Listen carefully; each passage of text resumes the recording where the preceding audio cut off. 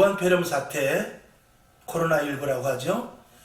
이 위기 사태에 대응하고 승리와 그리고 하반기 열매를 맺기 위한 CCP라고 제가 이렇게 명명을 했습니다. 그래서 처치 플랜팅 프로그램이다. 이렇게 제가 했습니다. 먼저 말씀을 드릴 것은 21세기 목회 연구소라는 것이 경기도 광주에 있습니다. 거기 김두현 목사님, 김두현 소장님이 계신데 그분이 이 처치 플랜팅에 대하여서 엄청난 자료와 그리고 외국에서 있는 사례들을 가지고 방대한 자료를 갖고 계신 분입니다. 제가 그분과 함께 한 4년 동안 제가 배우면서 우리 교회에 나름대로 우리 교회를 든든히 세워나가는 역할을 제가 나름대로 충실히 했습니다.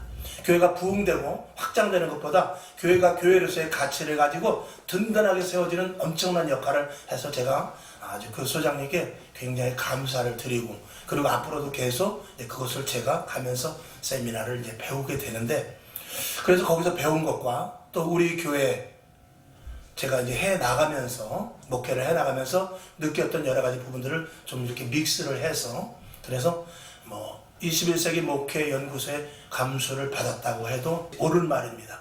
그렇게 하고 제가 나름대로 목회했던 그 방향의 설정을 거기다 이렇게 잘 믹스를 해서 오늘 한번 나름대로 이렇게 세미나 아닌 강의 아닌 정말 꼭 필요한 말씀이 됐으면 해서 이렇게 시간을 받았습니다. 너무나 감사를 드립니다. 이 우한폐렴 사태 속에서 저희는 지금 21세기 목회연구소에서는 77일 작전을 그래서 7월 5일 맥주감사주기까지 77일 작전을 해서 비상사태로 놓고 교회가 집중해서 목회 전념을 하고 있어요. 저는 그걸 조금 변형해가지고 127일 작전을 했습니다. 그래서 127일 작전을 언제부터 했는가 하면은 3월 1일부터 우한폐렴 사태가 막 시작될 때 1월, 2월에도 시작됐지만 3월 1일부터 시작해가지고 부활절까지 43일을 계속해서 저희는 성찬을 계속했어요. 계속해서 성찬을 하면서 집중을 시키고 이길 수 있다라는 확신을 이렇게 계속해서 강조를 했죠. 그러면서 부활절이 되면은 예수 그리스도의 부활로 말미암아 새 생명을 얻음이 있다라는 그 하나님의 권세와 하나님의 능력과 그리고 하나님의 주권하에 이 세상에 생명체가 존재한다는 것에 대해서 계속 집중적으로 이제 설교를 했어요. 그리고 나서 이제 부활주일이 지나고 나서도 사실은 더 어려움이 왔죠. 진정되지 못하고. 그래서 이제 그 이후부터 해서 이제 5월 31일이 성령 강림주일입니다. 그래서 부활절 그 다음 날부터 성령 강림주일까지 49일 동안 그때는 오직 성령에 대해서 이 믿음이라는 것은 우리가 거듭나서 성령으로 말미암고는 이 믿음을 지킬 수가 없거든요. 그래서 계속해서 성령 강림주의를 앞두고 성령에 대해서 계속 설교를 합니다. 그래서 그것에 대한 이 내용이 여기 이제 있죠. 그래서 이제 부활주일 전까지는 하나님의 그 권세와 그 하나님의 주권에 대해서, 즉 그것이 이제 부활로 연결이 되니까, 그래서 하나님의 주권이 아니고서는 부활이 될 수 없으니까, 그래서 하나님의 주권에 대해서, 그 다음에 성령 강림주일까지는 성령의 강력한 역사에 대해서, 그리고 이제 성령 강림주일이 지나고 이제 6월 1일부터 7월 5일까지 그때까지 이제 35일 동안은 무엇에 대해서냐? 오직 첫 열매 되신 예수 그리스도에 대해서 계속 설교를 할 것입니다.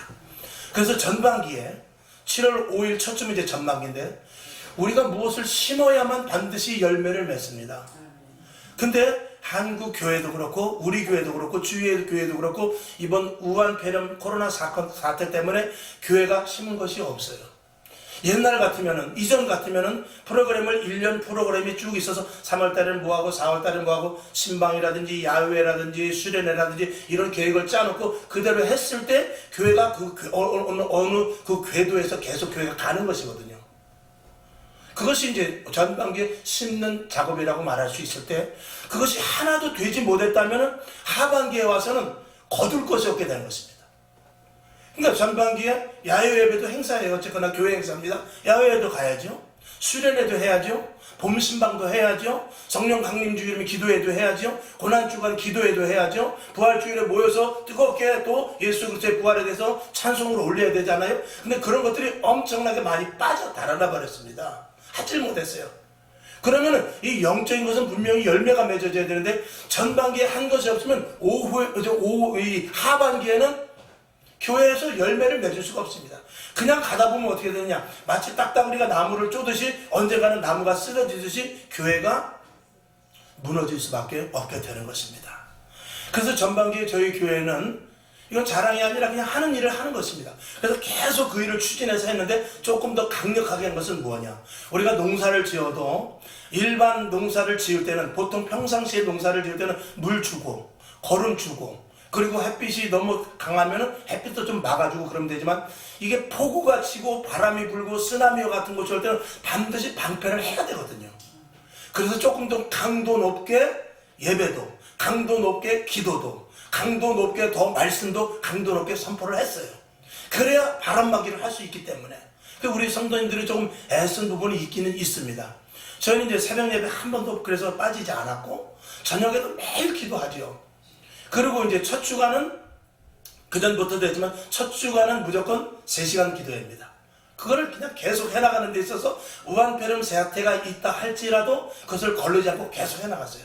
그래야 가을에 정상 기도에서 하나님께서 주실 열매를 거둘 수 있기 때문에 그래요.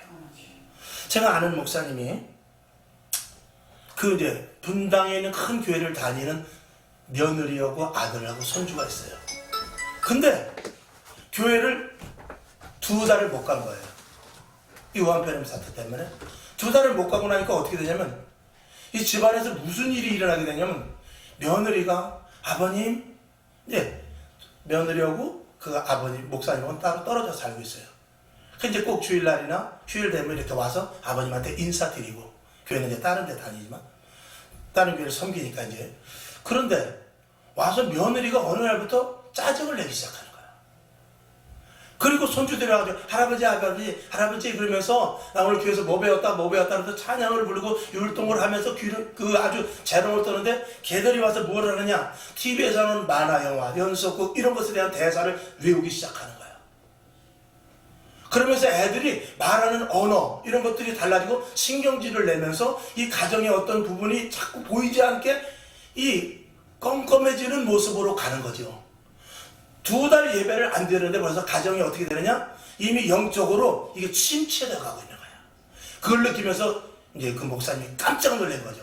이야, 이게 이런 거구나. 그럼 교회도 마찬가지입니다. 교회도 2달을 예배를 안 드렸으면 목회자가 나름대로 준비한 것들을 하나도 하지 못합니다. 성도들도 나름대로 어떤 페이스로 계속 달려가야 되는데 가지 못하고 멈춰있는 상태입니다. 그렇게 되면 가을에 가서는 그 교회는 절대로 하나도 열매를 맺을 게 없게 되는 것이죠. 그렇게 됐을 때 전체적인 한국 교회, 예배드리지 못한 교회, 그리고 예배를 드렸다 할 때도 그 영향력은 대단한 것이에요. 니네 교회는 예배 드렸냐? 우리 교회는 예배 안 드렸는데? 이렇게 하면서 교회의 영향력이 좋지 않아짐으로 말미암아서 이 교회가 결국은 점점 위축될 수밖에 없는 것이죠. 결국 그렇게 되면 교회는 나중에 어떻게 되겠어요? 결국은 교회는 세상 속으로 잠식되어 버릴 수도 있다는 것입니다.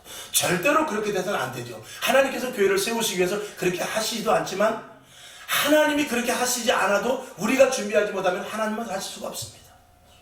하나님은 교회를 끌고 나가는 데 있어서 제가 언젠가도 여기서 말씀을 드렸습니다만, 하나님은 한국 교회를 끌고 가는 것이 아니라 세계 모든 교회를 다 끌고 가는 거예요.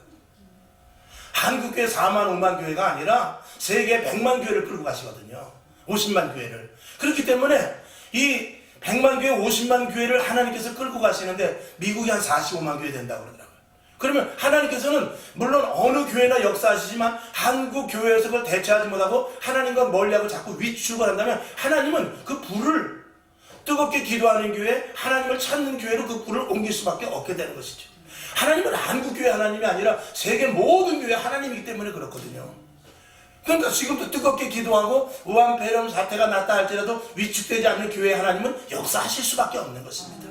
그게 굉장히 중요한 것이죠. 그래서 1차, 2차, 3차 이렇게, 만약에 2차를 한번 봤을 때 2차 위기의 승리를 위하여 부활절 이후 5월 31일부터 성령 강림 주일까지 49일 동안 성령님의 능력을 체험하는, 성령의 충만함을 위해서 설교를 한다 그러면은, 예를 들어서 4월 19일 첫 주에는 6월절의 힘, 그 다음에 4월 26일은 재단의 불을 끄지 말라, 이렇게 해서 5월 31일까지 이 설교 제목이 이렇게 잡혀져 있어요.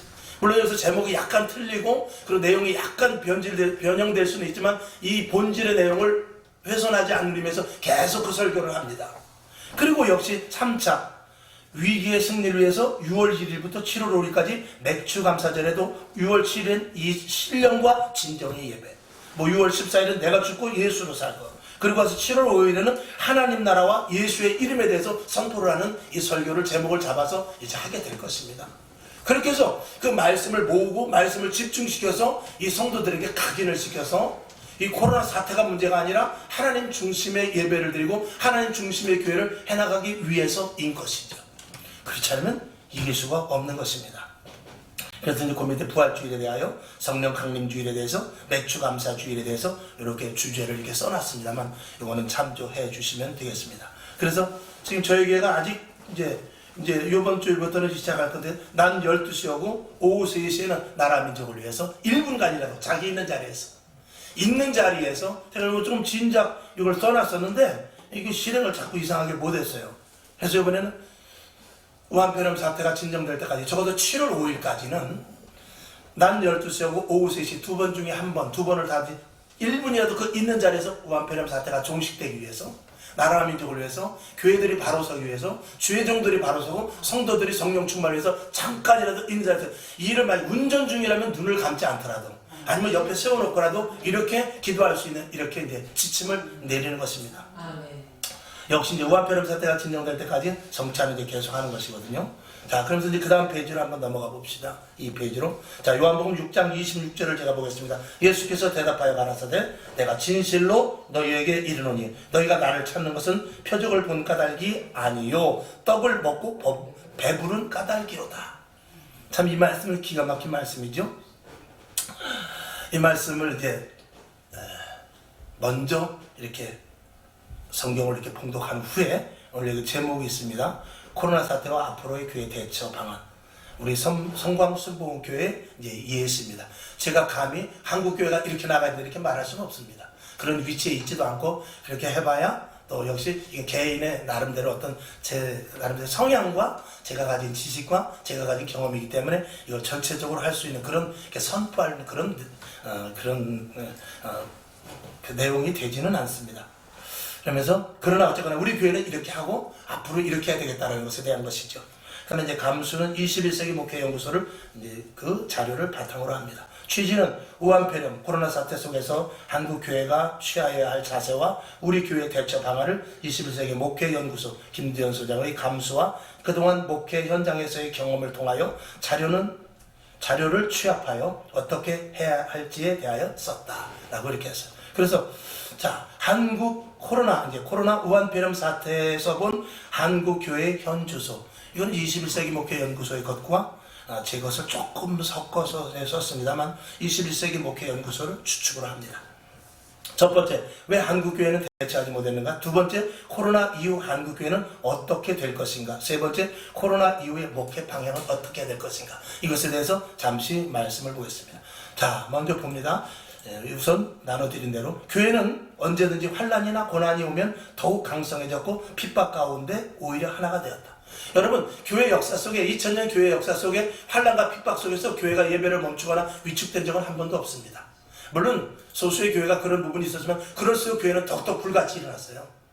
일제시대 때, 6.25 때, 그럴 때 교회가 어땠습니까? 더욱더 강력하게 일어났습니다. 그런데 이번 이 우한폐렴 사태, 이 코로나 사태를 통해서는 희한하게 이상하게 교회가 그냥 힘없이 위축돼 버렸어요. 제일 먼저 그 명륜교회를 시작해서 교회가 힘없이 넘어가 버리고 말았습니다. 어디에 넘어가느냐? 그냥 좀 극단적으로 말하면 사단의 세력에 넘어갔다고까지 말할 수 있을 정도로 힘없이 그냥 예배를 그냥 멈춰버렸어요. 힘없이. 아무 대안도 없이. 어떻게 이런 사태가 일어날 수 있는가? 자, 그래서 첫 번째, 왜 한국교회가 대처하지 못했는가? 첫 번째, 하나 되지 못한 한국교회. 하나되지 못한 교회 중에서 첫 번째, 세대 교체가 제대로 이루어지지 않았다. 그래서 기성 목회자와 지금 현재 차세대 목회자와 이 갭이 많습니다. 좀 극단적으로 말하면 이 신학의 성격도 틀립니다. 그래서 특별히 이런 어떤 모 교단 같은 경우에는 그 담임 목사님이 이제 사임을 하고 다른 제2세대 목사님이 왔는데 성도들이 적응을 못하는 거예요. 왜? 신학이 전혀 틀리기 때문에. 지금 신학교 다 그런 것은 물론 아닙니다만 신학교 교수들이 신론에 대해서 그 다음에 구원론에 대하여서 교회론에 대하여서 등등 여러 가지 많은 이런 것들이 전혀 우리가 배웠던 것과 다른 부분이 많은 것을 많이 느끼게 돼요. 그래서 심지어는 정말로 하나님이 살아계시느냐? 아니면 이 성경 말씀이 정말 하나님이 쓴 것이냐? 아니면 이 성경 말씀 이대로 믿느냐? 이것에 대해서 교수들이 얼마나 그것을 희석시키는지 몰라요. 그러면 그 교수 한 사람 때문에 거기서 배운 그 신학생은 나와서 목회를 할 때 그 교수의 영향력을 엄청 받게 되는 것입니다. 저는 목대원 다닐 때 그런 부분을 이렇게 경험한 적이 있어요. 예수님께서 나귀를 타고 가는데 그래서 나귀를 한 마리 가져와라. 그러면 바깥에 나가면 누가 나귀를 메어놓은 것이 있을 것이다. 그러면 주가 쓰시겠다고 가져오라고 그랬어요. 그런데 그것을 그 대학원의 그 교수님이 뭐라 하냐면 이미 예수님께서 사전에 짜놓은 거라는 거예요. 그렇지 않으면 갖고 올 수가 없다라는 거예요. 그건 도둑질이기 때문에. 그러니까 거기서 배운 사람들은 맞아 그렇지라고 대답을 하는 거예요. 비단 그 내용뿐이 아니에요. 그랬을 때 목회자들은 그렇게 배우는 거예요. 그리고 성도들에게 그렇게 설교를 할 수밖에 없고 그런 그 하나의 영향이 다른 성경도 그렇게 보고 그 교수는 모든 성경을 그렇게 해석할 수밖에 없는 거예요. 이런 것들이 지금 이게 만연해요. 그래서 지금 차세대, 지금 이제 조금 뒤에 말씀이 나오겠습니다만 차세대 지금 국가와 정부와 그리고 나름대로 어떤 보이지 않는 세력들이 하는 것은 뭐냐면 빨리 교회를 세대 교체시키는 거예요. 세대 교체를 시키는데 어떻게 세대 교체를 시키느냐? 그 자식은 안 된다 이거예요. 왜? 자식은 아버지의 그 영성을 그대로 받았기 때문에 안 되죠. 그리고 제3의 그런 신학교에서 배운 그런 이들을 모아다가 그 신학이 좀 잘못된 편승된 그런 이들을 모아다가 그 대형교회에 부목사로 해서 결국 이제 담임 목사로 위임을 시켜버리는 것이죠.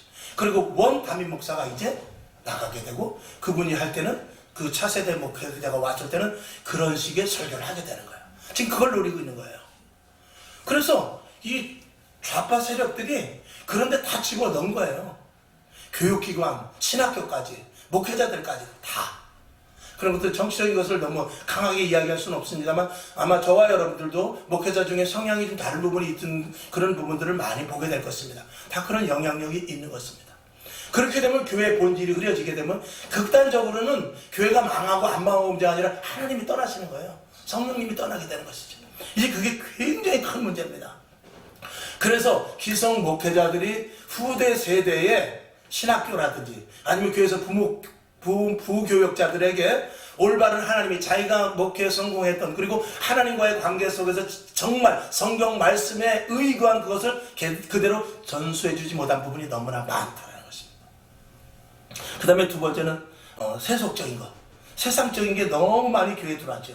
그래서 교회 안에 세상적인 게 들어오게 되니까 이게 교회 안에서 어떤 일을 대처하는 데 있어서 하나님의 방법이 아니고 세상 방법으로 하는 경우가 많습니다.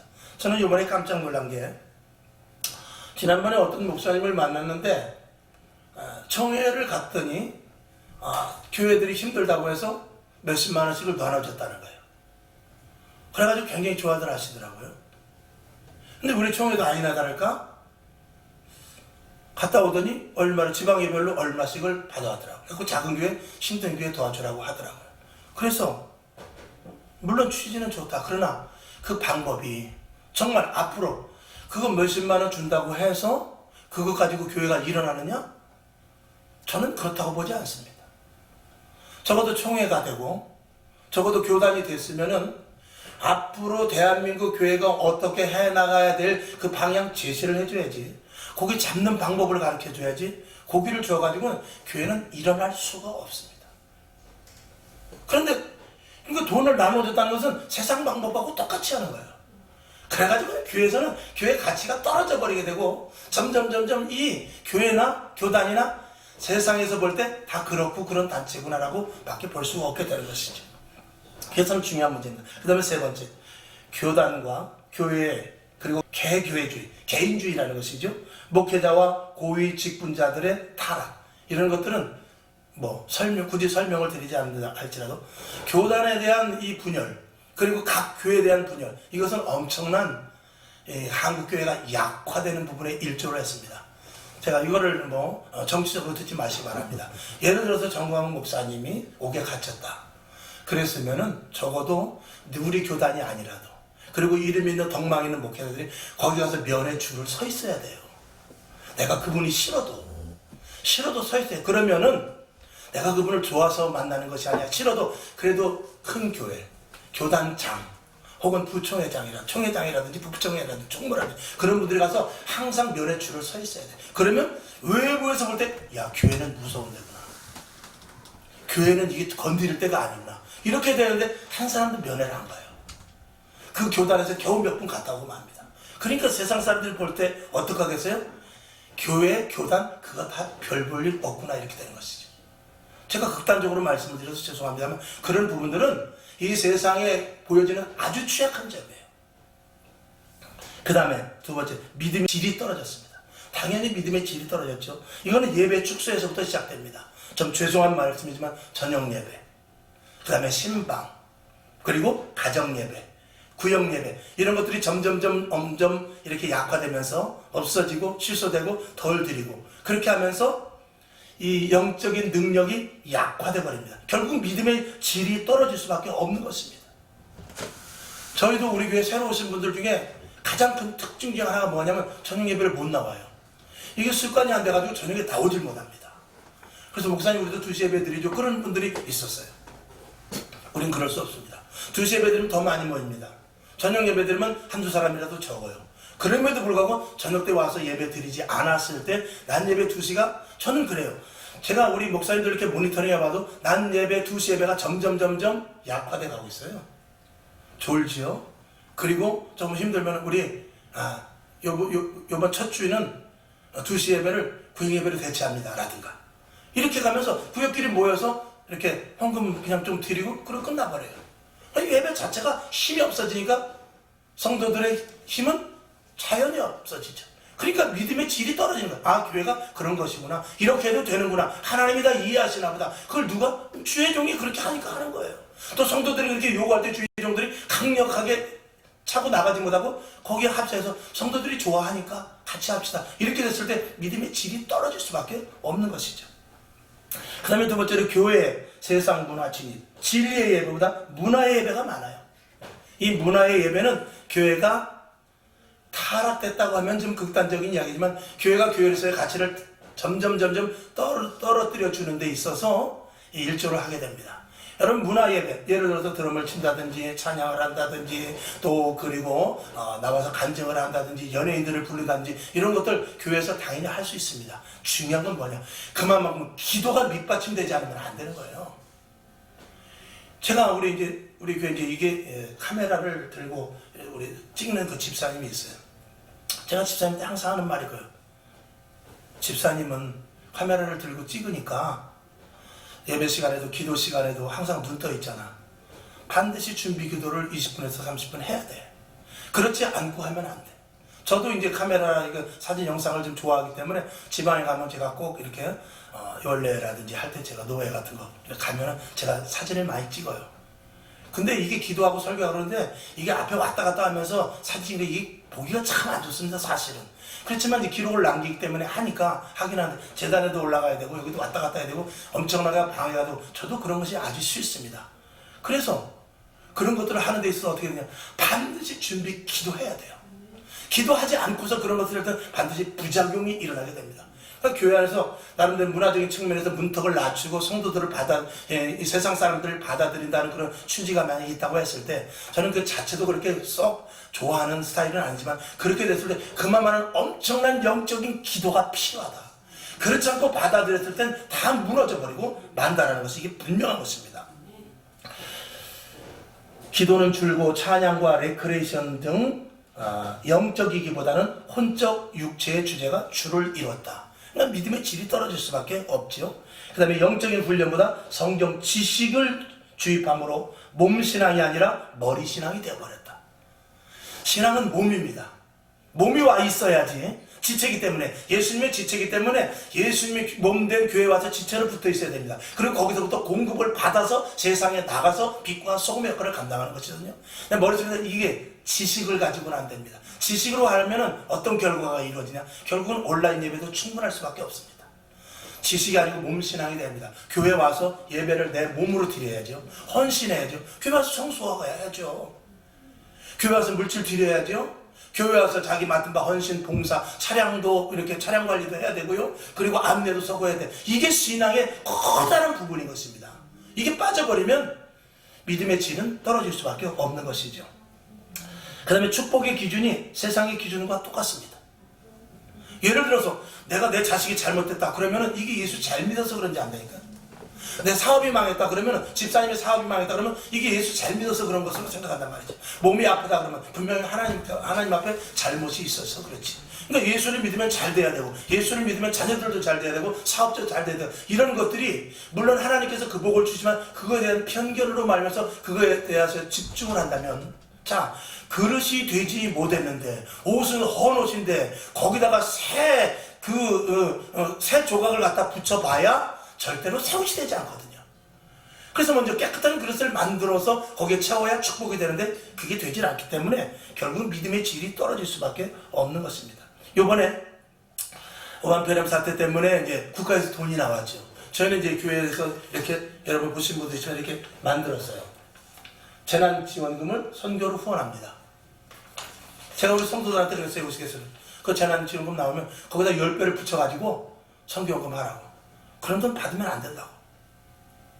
그래서 이제 우리 교회에서도 이 봉투를 만들어가지고 이제 주보에 이제 넣어서 나눠주고 최소한 11조. 그리고 그것도 싫으면 하지 말아라. 그리고 나는 1,000원밖에 못하겠다. 그럼 1,000원이라도 해라. 나는 절반 하겠다면 절반 해라. 해가지고 이건 넣으면은 내가 이걸 가지고 교회에서 반드시 이건 교회 재정으로 들어가지 않고 선교로 쓰겠다. 그렇게 해서 봉투를 이렇게 만들었어요. 반드시 이 물질은 이거는 공짜는 없습니다. 이 물질은 좋은 물질이 아닙니다. 결코. 이런 것들은 하나님께 드리는 것이 가장 좋은 줄로 믿어서 제가 그렇게 개인적으로 우리 교회는 그렇게 하고 있습니다. 그 다음에 네 번째, 목회자의 메시지의 지식화. 이게 참 제일 큰 의미입니다. 성령으로 하지 아니하고 이 지식으로 하는 거. 이 지식 속에 성령이 들어가야만 이 말씀이 움직이거든요. 근데 이 하나님의 말씀 속에 성령이 들어가지 않으면 말씀이 타락될 수밖에 없습니다. 말씀이 타락된다고요? 그런 일이 있을 수 있을까요? 제가 항상 말씀을 드리지만 이단도 말씀 가지고 하는 거예요. 성령의 조명을 받지 못하면 이 말씀은 얼마든지 변개시킬 수 있습니다. 그렇기 때문에 반드시 성령의 조명을 받는 말씀이야만 그것이 살아 역사하시는 능력의 축복의 말씀이 될 수 있다는 것이죠. 그래서 어떻게 해야 되냐? 대안은 위의 것들을 회복해야만 한국교회가 다시 설 수 있다라고 말할 수 있습니다. 그 다음에 중요한 것인데 3페이지로 한번 넘어가보죠. 소수 집단으로 전락됐습니다. 한국교회가. 이 한국교회가 특별성이 없어지고 한국교회가 가치가 떨어져 버리니까 이 세상 사람들이 볼 때 교회를 이제는 우습게 봅니다. 꼭 보면은 이번에 확진자가 몇 명 생겼는데 앞으로 조심하시기 바랍니다. 그랬을 때 교회 조심하십시오. 술집 조심하십시오. 학원 조심하십시오. 하고 교회와 술집을 동일선상에서 놓고 이야기해요. 여러분, 교회는 그렇지 않습니다. 미국 같은 데는 그러지 않습니다. 교회는 교회와 술집을 섞어서 그렇게 이야기하지 않아요. 근데 우리나라는 교회가 그만큼 가치가 떨어져 버렸습니다. 그거는 뭐냐? 이제 어떤 목사님이 그랬어요. 순진한 목회자이기 때문에 그렇다. 목회자들이 착하기만 하지 근성이 없습니다. 무슨 근성? 순교의 근성이 없는 거죠. 착합니다. 남 도와주고 남에게 싫은 소리 안 하고 좋은 말만 하고. 근데 근성이 없단 말입니다. 무슨 근성입니까? 순교의 근성이 없는 거죠. 그러니까 순교가 아니라 지금 평안한 시대 속에서 자꾸 점점 교회가 침몰될 수밖에 없다라고 극단적으로 말할 수밖에 없는 것입니다. 그래서 결국 세상에서 유명무실한 교회. 지금 이 땅에 교회가 다 없어진다고 칩시다. 교회 없어져서 큰일 날래 그럴 사람 누가 있습니까? 그런 사람은 없습니다. 그것이 세상 사람들은 당연하지만 그것이 교회 안에서 성도들도 지금도 여러 주 동안 교회 나오지 않는 분들이 있습니다. 그분 믿음 다 떨어졌습니다. 제가 그랬거든요. 저녁 때 혹은 낮에 지나다가라도 교회 와서 꼭 기도하고 가십시오. 그리고 몸에 이상이 있으면 교회를 안 나오는 게 당연히 좋습니다. 그럴 때는 마스크 쓰고 예배 시간 아니더라도 월요일부터 토요일까지 얼마든지 시간이 있지 않습니까? 와서 한 시간씩 기도하고 가세요. 그래가지고 영적으로 회복되고 영적으로 유지하지 않으면 큰일 납니다. 그렇게 말하거든요. 근데 그런 것들을 하지 못합니다. 왜? 예배 드리지 않으면 그 힘 없어요. 예배 드려야 그 힘이 나오는 것입니다. 그래서 이 교회가 점점 유명무실해지는 교회로 되는 것이다 라고 이렇게 볼 수밖에 없는데, 자, 그래서 두 번째, 코로나 이후 한국 교회는 어떻게 될 것인가. 이것은 21세기 목회 연구소에서 나름대로 이 코로나 사태 이후에 대해서 미국이라든지 유럽이라든지 많은 처치 플랜팅을 하는 목회자들이 나름대로 추론을 한 것입니다.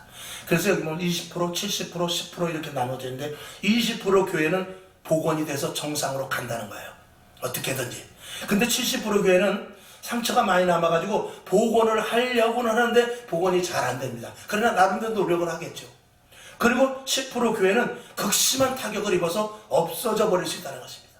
예를 들어서 지금 교회 성전 건축을 하다가 멈춘 교회가 많이 있습니다.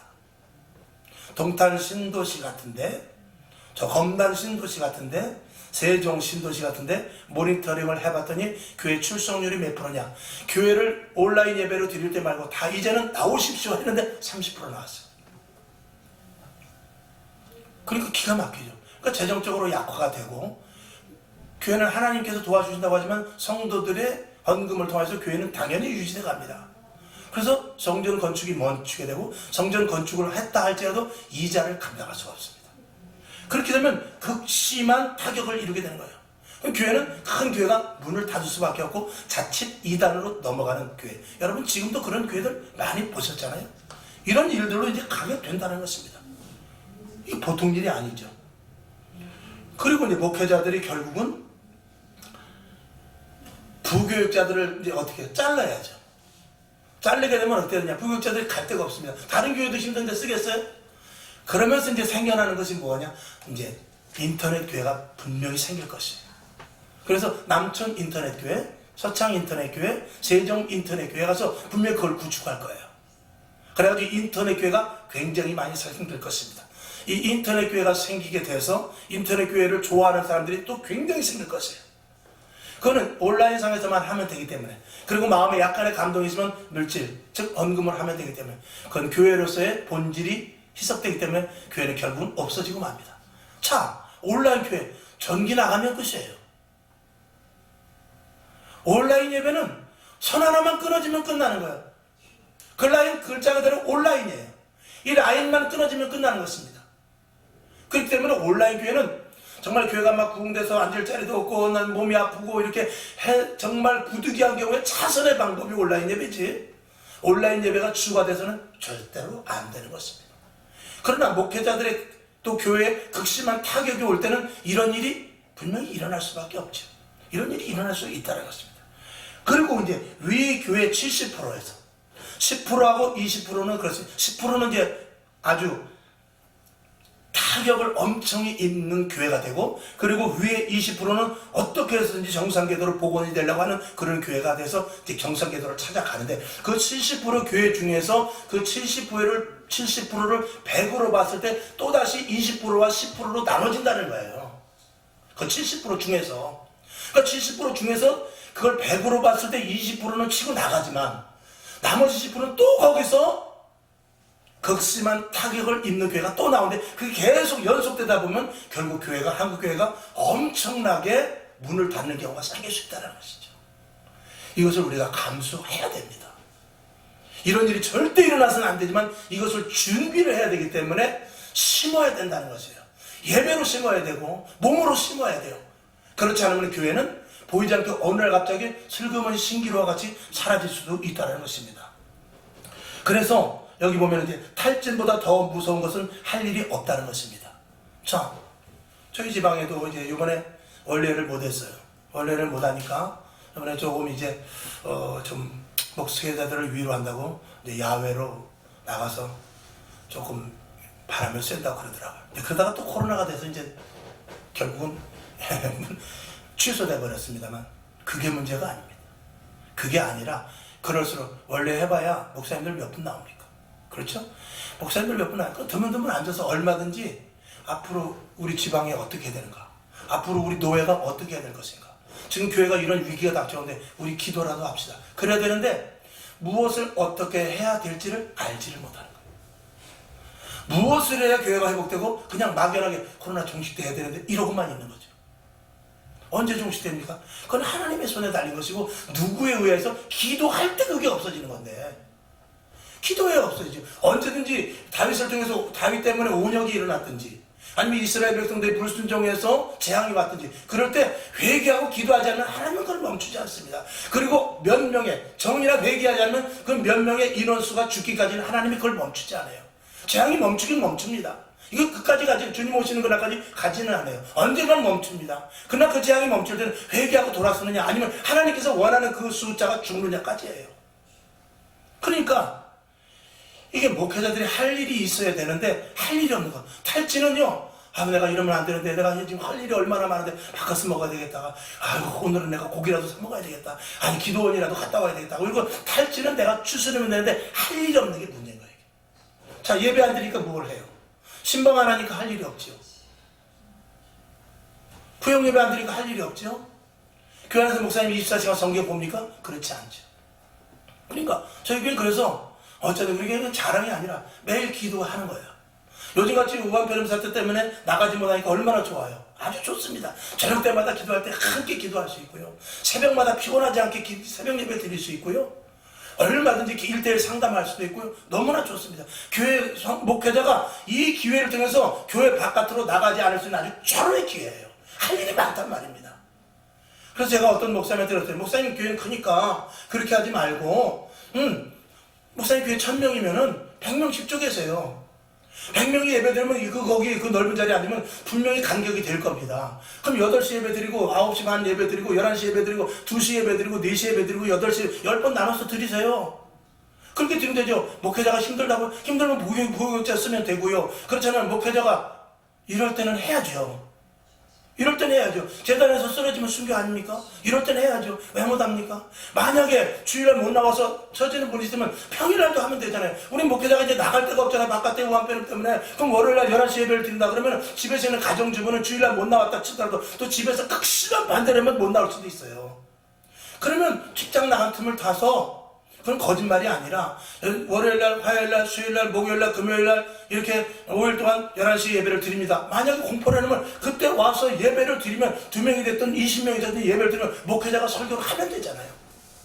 그렇게 해서 목회자가 할 일이 있어야지. 탈진보다 더 중요한 것은 할 일이 없는 것이거든요. 그래서 교회를 살려놓고 교회가 정성기도에 항상 있게끔 해야지, 그렇지 않으면 안 되지 않습니까? 제가 그랬어요. 근데 그것이 맞는 말씀이죠. 교회는 절대 쓰면 안 됩니다. 멈추면 안 됩니다. 교회가 어떻게 멈춰요? 그래서 이제 대안으로 여기 써놨습니다만, 지극히 개인적인 대안의 방법입니다만, 복원력 있는 교회는 다시 살아날 것이며 복원시키지 못하면 10%의 교회에 들어갈 수밖에 없다. 그래서 현장 목회를 계속 활성화시키는데 주력을 해야 돼요. 지금까지 우리가 현장 목회 안 해요? 이 온라인 예배로 들어가지 못하게끔 현장 목회를 지켜서 머리 신앙이 아니라 몸 신앙으로 계속 기도하셔야 됩니다. 예배 드려야 됩니다. 이걸 계속 해야 된다는 것이죠. 그러므로 이제는 적극적인 신앙에서 희생적인 신앙으로 변화해야 된다. 즉 결과를 예측할 수 없으나, 이 중요합니다. 결과를 예측할 수 없어요. 이전에는 적극적인 신앙, 그저 최선을 다해서 목사님이 하면 되지만 어떤 결과가 나올 수 있는 그런 길이 있지만, 지금은 어떤 결과를 바라보는 것이 아니라 희생적으로 그냥 거기다 내 몸을 씹어버려야 돼요. 그러다가 우한폐렴 사태 때문에 주님이 오시면 할 수 없는 거예요. 그런 각오를 가지고 이제는 희생적인 목회를 해야지, 적극적인 목회 속에서 어떤 것들이 열매를 맺어질까, 이 시대는 이제 지났다고 생각을 하고 해야 된단 말입니다.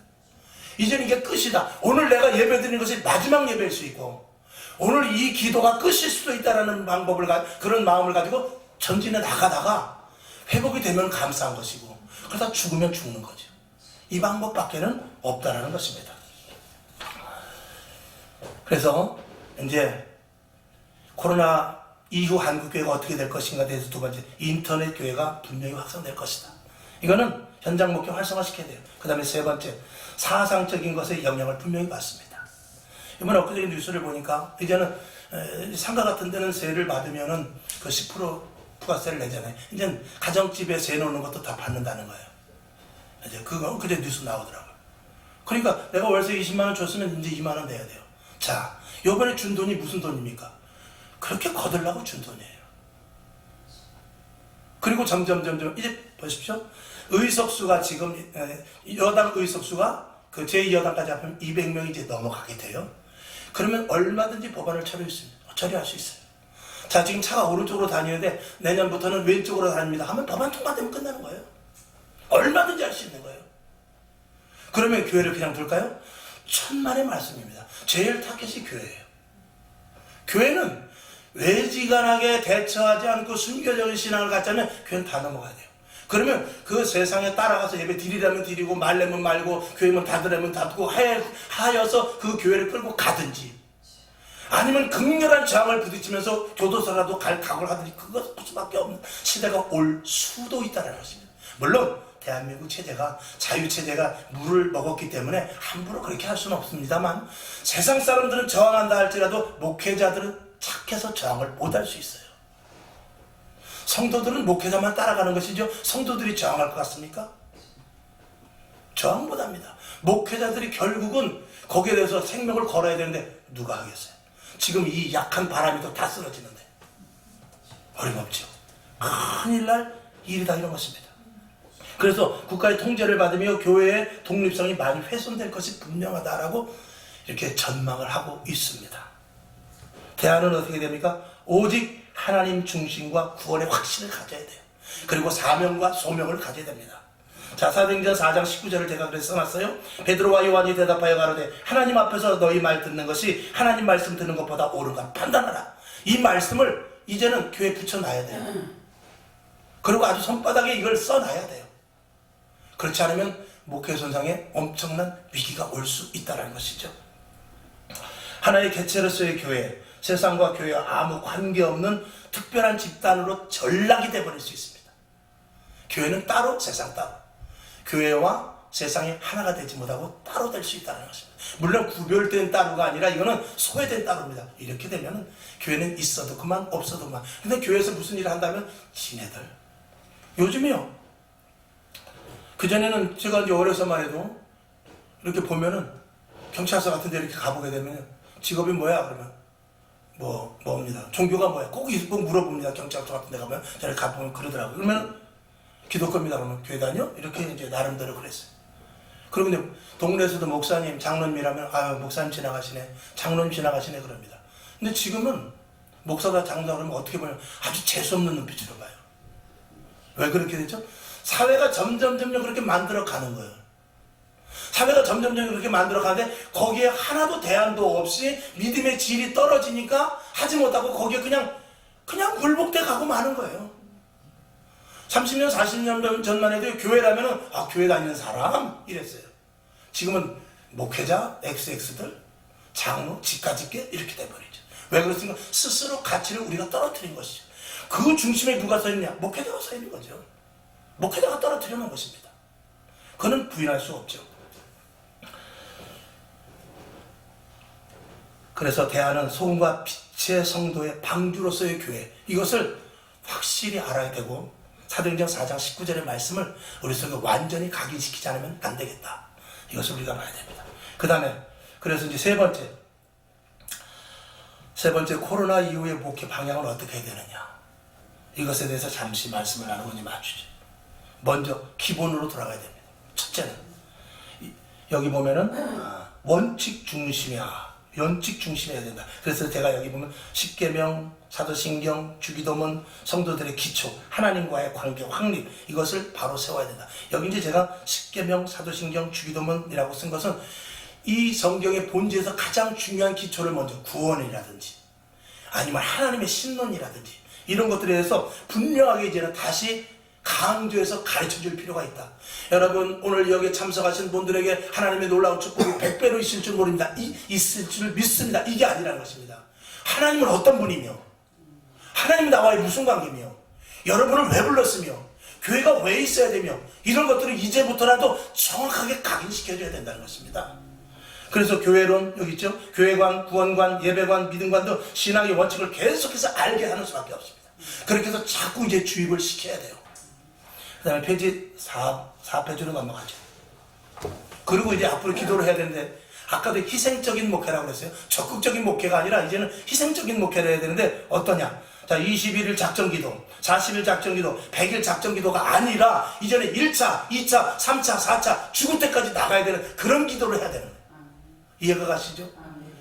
이번에 100일 작전기도를 합니다 하고 100일 기도 끝나는 것이 아니라 21일 다니엘 기도합니다 해서 끝나는 것이 아니라 1차 40일 합니다.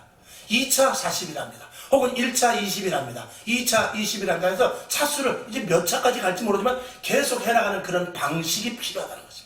그렇지 않고서는 이 교회가 또다시 멈출 수밖에 없기 때문에 그래요. 그리고 40일, 21일 기도, 100일 기도 이런 것들은 예전에 해왔는데 예전보다 강도를 높이는 방법은 뭐냐. 1차, 2차, 3차 계속 나가는 것밖에 없습니다. 그래야만 지금 믿음에 떨어졌던 질, 기초로 돌아보지 못했던 것, 그리고 성도들의 위상, 교회의 가치를 세우는데 그나마 조금이라도 견인력을 발휘할 수 있기 때문에 그렇습니다.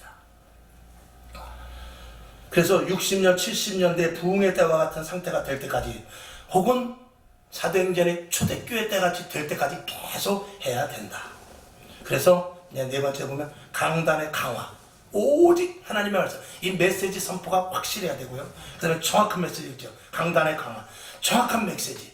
이 메시지는 말씀을 그대로 전하는 것뿐만이 아니라 도전감을 받게 되고 들었을 때 야 이거 장난 아니구나 하는 마음을 가질 수 있도록 성도들에게 메시지를 확실하게 던져줘야 돼요. 하나님 살아계시다니까요. 이렇게 해야 돼요.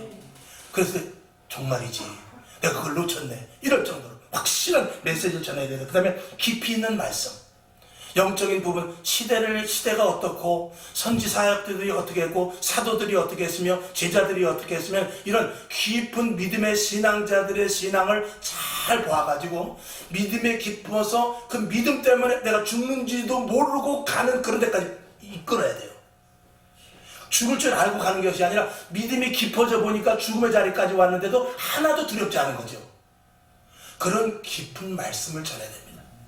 바울과 신라가 옥에 갇혔지만 한경을 타다하지 않죠. 내가 어쩌다 보니까 내가 옥에 갇히면 안 되지가 아니라 복음을 전하다 보니까 거기까지 가는데 그것이 두렵지 않은 것이죠. 그러니까 예수로 말미암아 가득 차고 신앙으로 말미암아 똘똘 뭉치고 믿음으로 말미암아 견고해졌을 때 내가 당한 어려움이 어려움으로 보이지 않고 언제 여기까지 왔지? 이까지 게 문제야?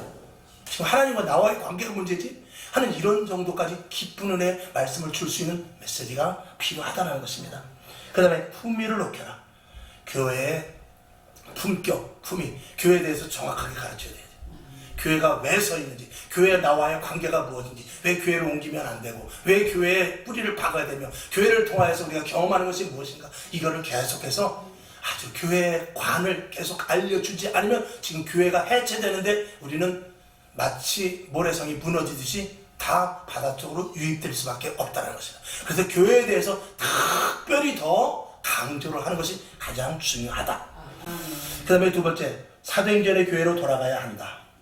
그러니까 사도행전 2장 36절에서부터 47절까지의 말씀을 근거로 했습니다. 모이고 기도하고 성령 받고 나누고 전도하고 그 다음에 천국의 확신을 갖고 하나가 되어야 된다.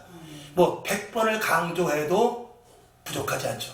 이것을 위해서 이것을 그냥 전하는 것이 아니라 이 전할 때 정확한 메시지와 그리고 깊이 있는 말씀과 품격을 높이는 것을 넣어서 전해야 돼요. 그렇게 했을 때 분명히 교회가 회복되지 않을까 이렇게 생각을 해보는 것입니다. 사도행전 2장 43절 사람마다 두려워하는데 사도들로 인하여 기사와 표적이 많이 나타나니 그랬습니다. 그러니까 초대교회로 돌아가지 않으면 지금 교회는 이 지식, 언어, 논리, 철학 이런 거, 인본 이런 거 가지고는 안 되죠. 오직 성령의 강력한 역사로 말미암아서 기적이 나타날 수 있도록 더욱더 끌어올려야 되겠다 하는 것입니다. 그 다음에 세 번째, 교육 목회에서 훈련 목회로 전환해야 된다. 이건 조금 전에 말씀을 드린 대로 머리가 아니라 몸을 해야 됩니다. 그래서 교회에 와야 돼요. 기도하러 와야 돼요. 헌금 드려야 돼요. 그리고 와서 교회 청소해야 됩니다. 이런 것들을 계속해서 해서 훈련을 시켜야 돼요. 훈련들. 여러분, 믿음이 있어서 교회 오는 것이 아니라 훈련된 자가 옵니다. 훈련된 자는 새벽에 일어나요. 훈련된 자는 한 11시에 예배가 자기도 모르게 오게 됩니다. 이게 훈련이 돼야 돼요. 지식으로는 안 됩니다. 억지로는. 그 다음에 두 번째, 온라인 예배 100년 드려봐야 이건 훈련이 안 됩니다. 성도를 머리신앙자에서 몸신앙자로 분명히 만들어야 됩니다. 그 다음에 목회자가 회의, 논의, 합의가 아니라 강력한 영적 힘, 교회를 지키는 신앙, 현장 목회로 결단하여 이끌고 가야 한다. 이건 무슨 말씀이냐면 이제는 어떤 일이 문제가 일어났을 때 이런 문제가 일어났으니까 당회로 모이십시오가 아니라 당회로 모였다 할지라도 결단을 누가 견고하게 내려야 되냐. 목회자가 이제는 예전에는 50대 50이었으면 목회자가 90을 할애해서 장로님 안 됩니다. 이렇게 해야 됩니다. 라고 결단해서 끌고 가지 않으면 교회는 죄송한 말이지만은 목회자와 성도 간의 관계 속에서 성도는 세상 사람입니다. 성도는 절대적으로 세상 사람입니다. 목회자의 마인드를 절대 따라오지 못합니다. 어느 회사에서 사장을 하던 사람이 어느 회사가 망해가지고 직장인으로 들어가잖아요. 그러면 그냥 직장인 돼버려요. 시간 되면 가고 싶고요. 남아서 자기가 오너같이 청소 다 하고 그런 사람 없습니다. 그거는 안 되는 거예요. 그렇기 때문에 이 목회자가 강력한, 그러니까 기도해야 돼요. 말씀 제대로 이게 전달해야 되고 성령 충만해서 결단을 확실히 할 수 있지 않으면 안 되겠다. 그래서 이 현장 목회에서 결단을 계속 시키면서 나아가고, 이제는 저희 원로 목사님이 그런 말씀을 하시더라고요. 끝까지 끌고 가야 되겠지만 이제는 한계에 부닥치는 경우도 있다. 왜? 가자 하다가 먼저 간 사람 자칫하면 놓치면 안 되는 시대에 왔다는 거예요. 그러니까 리더에서 끌고 나갈 수 있는 사람은 얼른 붙잡고 빨리 가야 돼요. 그리고 이제 다른 부서나 각 기관을 통해서 끌고 올 수 있는 여지는 남겨놓고, 왜냐면 가던 길은 가야 되거든요. 왜냐면 마지막 때이기 때문에 그래요. 자, 그러면서 이제 결론으로 봅니다. 코로나 같은 약한 바람에도 한국 교회와 성도들은 한 방에 날아갔다. 겨우 3, 4개월도 채 못 되는 바람에, 이 바람이죠. 바람에 교회가 초토화라고까지 말하기 뭐하지만 초토화되어 버렸습니다. 더 큰 바람이 불면 제2의 코로나 사태가 발생한다면 아예 한국 교회는 사라질 수 있다. 물론 절대 그러면 안 됩니다. 그것을 위해서 제가 이 말씀을 드리는 것이니까. 그 다음에 기초 세력이 약하면 바람에 쓰러지는 것은 당연합니다. 기초 세력을 채워야 되는 것을 말씀을 드렸어요. 그동안 한국 교회는 기초 체력이 약화되어 저항력이 없고 질병이 발생될 수밖에 없는 교회였음을 깊이 인식하고 한국 교회를 되돌아보며 이번 우한 폐렴 코로나 사태를 위기 극복의 기회로 삼아 예수님이 세우신 반석 같은 교회로 재건축하는 계기가 되어야 한다. 아멘. 사람이 저항력이 없어지면 반드시 질병이 오는 거예요. 한국교회 성도들의 믿음이 약화되니까 무엇이 오냐? 질병이 오는 거예요. 질병이 왔을 때 감당을 하지 못하고 쓰러져 버리고, 지금 대한민국 교회가 꼭 그 모습인 것입니다. 한 가지 방법밖에 없습니다. 사람이 약화되고 나이가 들어서 혹은 저항력이 약했을 때는 여러 가지 먹는 것도 중요하지만 제일 빠른 것은 수혈입니다. 새로운 피가 들어가면 그 사람은 삽니다. 새로운 피는 무엇이죠? 성령 충만밖에 없습니다. 성령밖에 없어요. 성령이 어린아이도 늙은이도 젊은이도 꿈을 꾸게 하고 환상을 보게 하고 비전을 갖게 하는 것입니다. 그거 외에는 다른 대안이 없어요. 성령 충만해서 다시 회복하는 그 길 외에는, 그것 외에는 다른 수혈 방법이 없습니다. 성령 충만해야 죽기까지 가는 것이지요. 성령 충만해야 내 목숨을 내놓을 수 있고요. 성령 충만해야 교회의 희생적인 사역을 감당할 수가 있는 것입니다. 자, 스가랴서 4장 6절을 함께 보고 말씀을 마칩니다. 그가 내게 일러 가로되 여호와께서 스룹바벨에게 하신 말씀이 이러하니라. 만군의 여호와께서 말씀하시되 이는 힘으로 되지 아니하며 능으로 되지 아니하고 오직 나의 신으로 되느니라. 아멘. 아버지 감사합니다. 오늘 부족한 점은 그저 약간 부분 표면을 약간 이렇게 터치를 했습니다. 무엇을 과연 할 수 있겠습니까만 그럼에도 불구하고 안타까운 심령으로 잠시 이렇게 소고를 했습니다. 하나님 아버지, 듣는 자들이 은혜되게 하시고 또 이 말씀이 우리 속에서 간직되어 우리 교회를 온전히 세워 대한민국 교회가 다시 회복되는, 세계 교회가 우한 폐렴 사태에서 회복되는 놀라운 축복의 역사가 있게 하여 주시옵소서. 이곳 장소를 빌려주신 우리 화평교회, 화평방송에 놀라운 하나님의 충만이 넘치게 하옵소서. 감사합니다. 예수님의 이름으로 기도합니다. 아멘. 감사합니다.